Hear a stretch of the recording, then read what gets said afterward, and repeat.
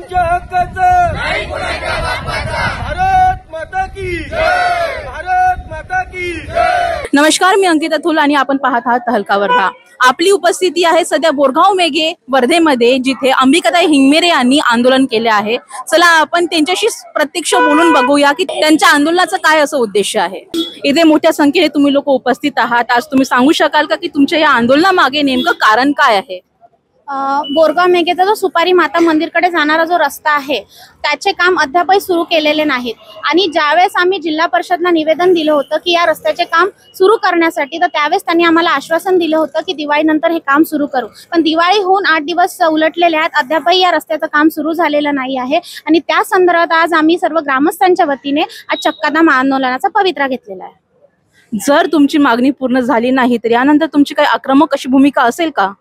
आम्हाला सीओ साहेबांनी आणि विस्तार अधिकारी साहेबांनी आणि ग्रामसेवक साहेबांनी आज आम्हाला आश्वासन दिलं आहे की हा रस्ता एका हप्त्याच्या आतमध्ये सुरू होईल। जर हा रस्ता एका हप्त्याच्या आतमध्ये सुरू झाला नाही तर आम्ही सर्व ग्रामस्थांच्या वतीने जिल्हा परिषदमध्ये धडक मोर्चा नेऊ।